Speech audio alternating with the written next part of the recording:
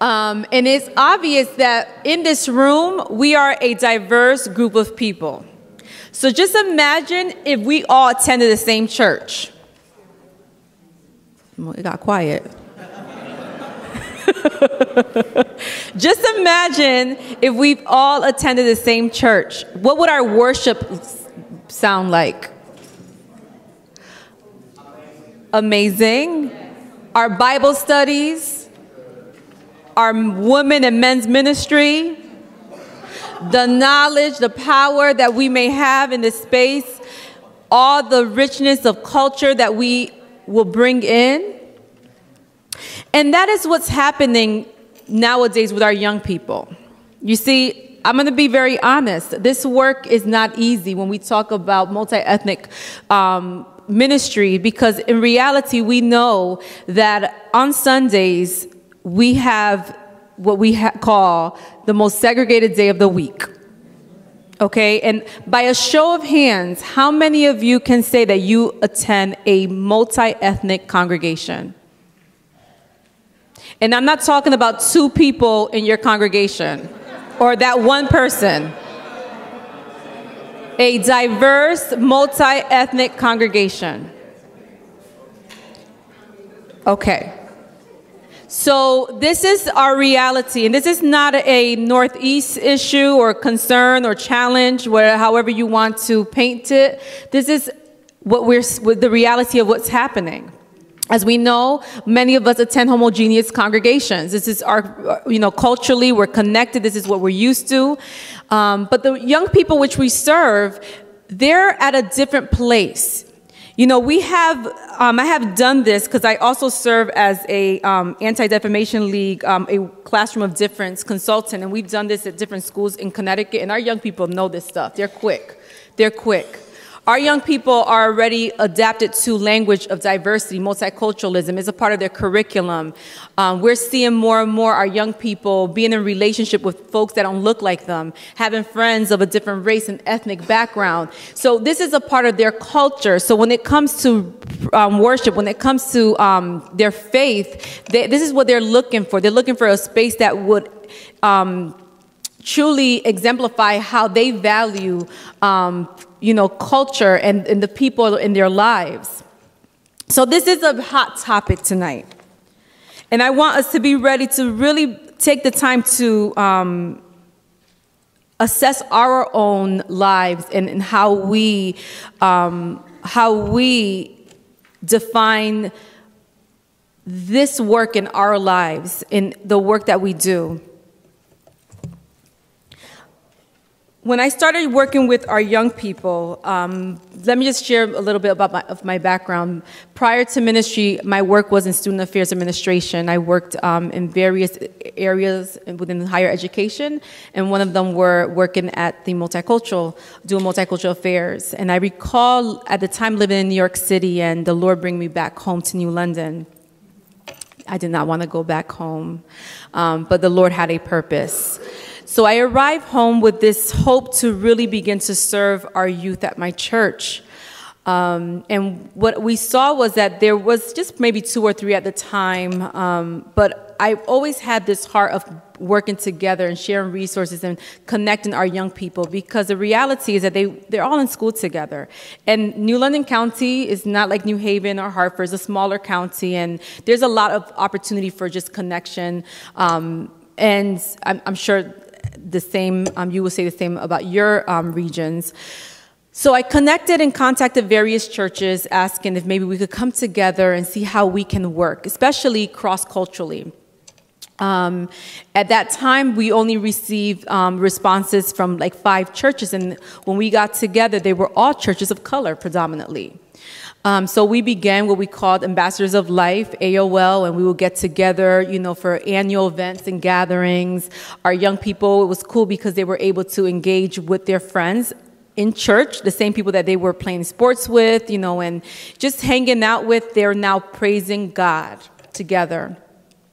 But we also saw that we kept looking around, and we're like, all we see is Latino and Black and African American folks? Where are the white folks? We kept looking around, like, you know, I mean, we felt very comfortable. We were having a good time.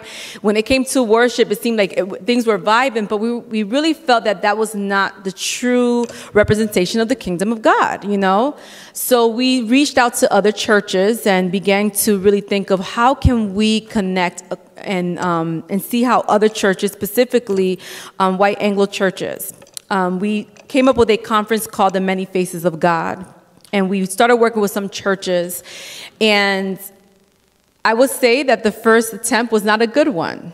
For some reason, folks were, and this is hearing from pastors serving these communities, that there was a perception of what it meant to cross a bridge, you know, and there was an actual bridge, the Groton New London Bridge, and it was like, well, we're not going to cross because, or our young people, our parents are scared to send their kids to this church, all of these things. So we kept trying, and we kept trying, and we really never got to see the vision fulfilled, but we're not giving up.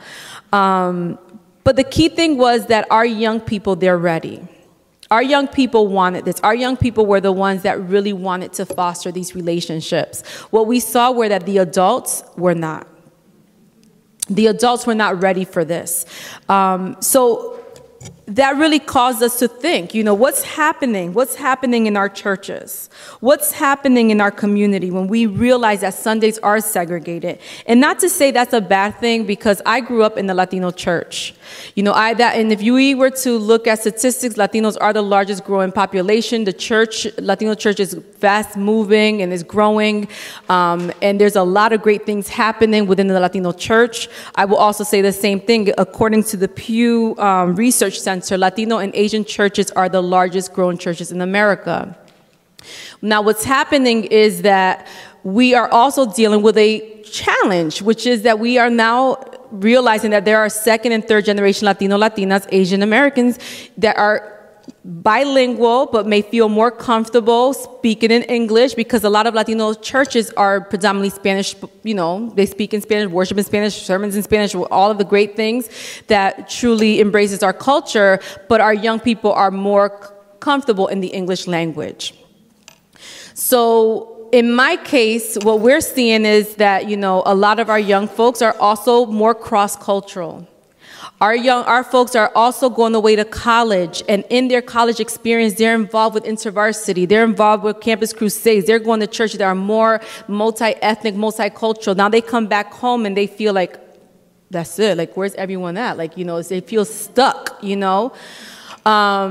We're also seeing that our young people are marrying folks who are not of their same racial background. So we're also seeing the reality of interracial relationships.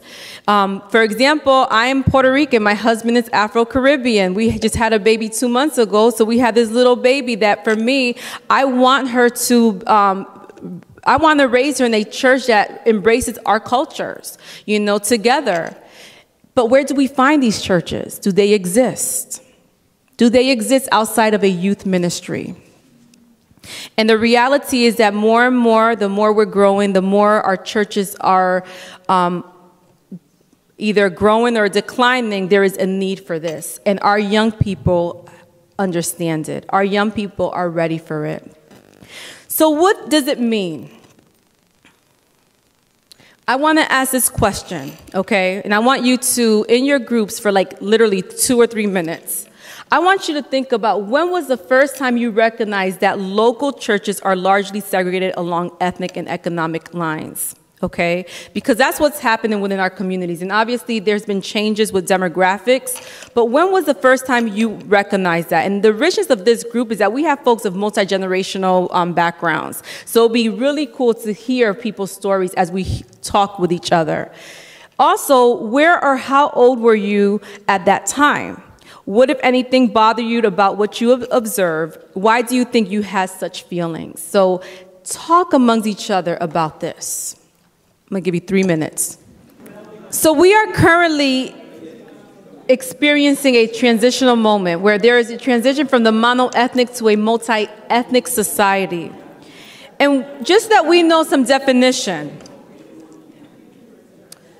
What is the difference between multi-ethnic and multicultural? So ethnicity is primarily referred to group identity arising from a common history, kinship, and language, okay? Culture refers to the way members of a particular ethnic group relate to their environment and each other.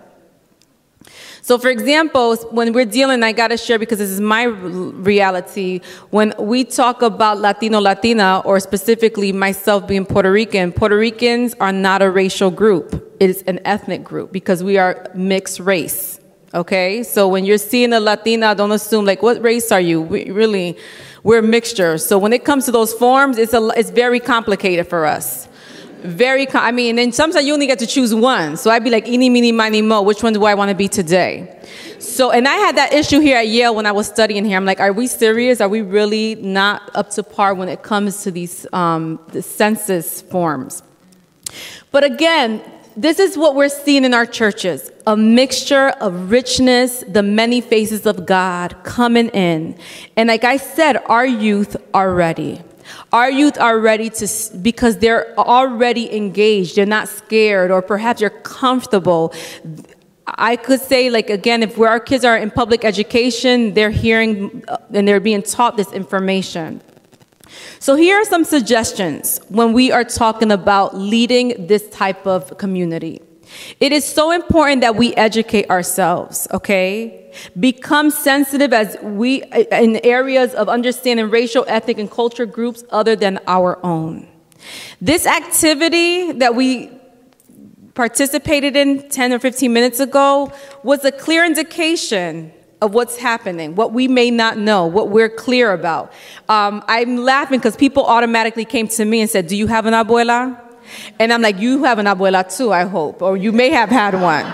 You know, so it was like, how quickly is it that we're quick to assume that the Latino knows this, okay? And we're not doing it like to be mean. That's just a part of our nature, right? You know, that's a part of our nature, but we need to stop and pause.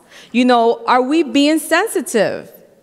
Do you know how many times in my life, and I was born in the United States of America, where folks will come to me and ask me, where are you from? Where are you really from? And I'm like, from here? Where are you really, really from? And then forget about it, I have a really ethnic name, so I get it all the time. I have people who are scared to come up to me because they're afraid they're going to mess up my name. Or they're afraid that, oh, I don't know how to say her name. Or, you know, we just need to be ready because nowadays we have people named North, okay?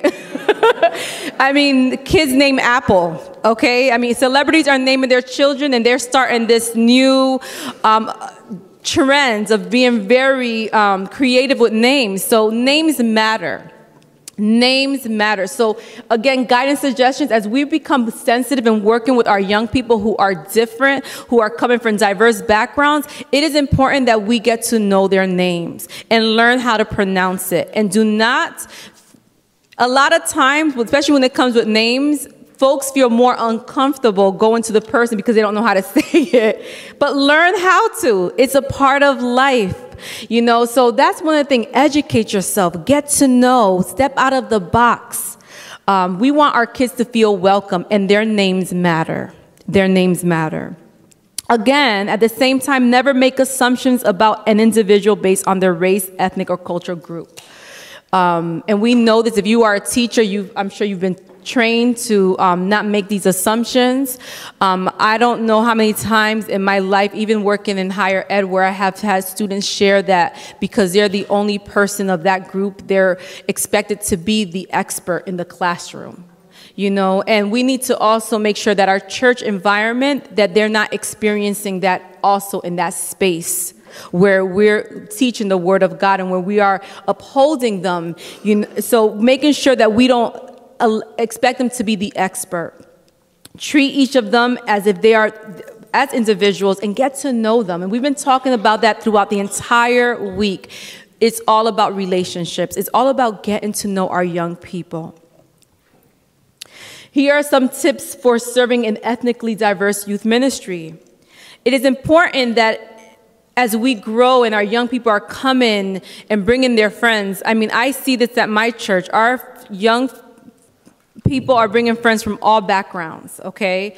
And they are only attending, and I can say, our youth night. Now, again, there's youth night and there's Sunday, right? So a lot of our young people tend to attend youth night, and that's within our church. But I can say one of the things that I've learned to be mindful of is making sure that my setting is welcoming to all. Okay, making sure in this case, incorporate multicultural examples. When we're talking about the Bible or even Jesus, Jesus, the pictures of Jesus being white with blue eyes, after a while, let's really begin to think outside, really allow our young people to feel that there's a connection there. Understanding that also, and I have to say visuals is important, because it's not only, I think it's important to understand that we're also not only dealing with multi-ethnic and multicultural young beings, but also meeting them where they are. There are some kids that are that have other needs, so making sure that we are aware of that need. For example, yesterday, everything was so quick, everything that happened in the chapel, but there were things that I should have thought about. For example, instruction, A. B, making sure that some of the flyers were at a larger font, the font was bigger, and the lighting. And there were things, that I could have done a better job knowing the context and knowing the group that we're working with. So as you begin to work with your young people, you get to learn how to meet them where they are, because the key thing is that we want them to encounter God, even if it's for that hour or 20 minutes that we have them.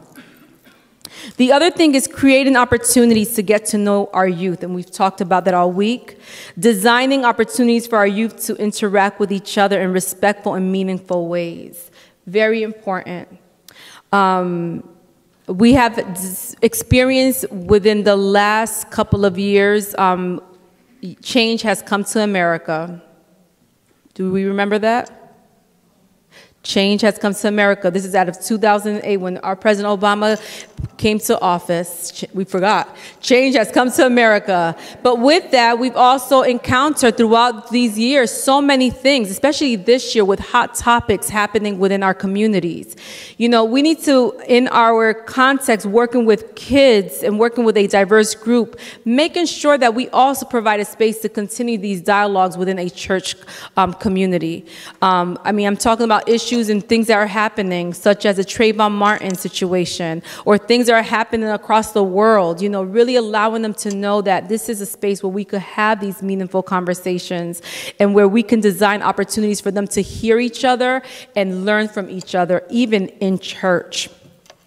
Activating youth voices, very important. When you have a diverse group of young people, they are very creative, and they are so, there's so much richness that takes place. So if you have a young person who wants to play the guitar and sing contemporary, and then the other kid who wants to do gospel music, possibly the other kid who wants to rap, and then someone who wants to draw, utilize that talent and those gifts and figure out a way that we can embrace the gifts that they have when serving them, and allowing that space to be a space where all are welcome to do that.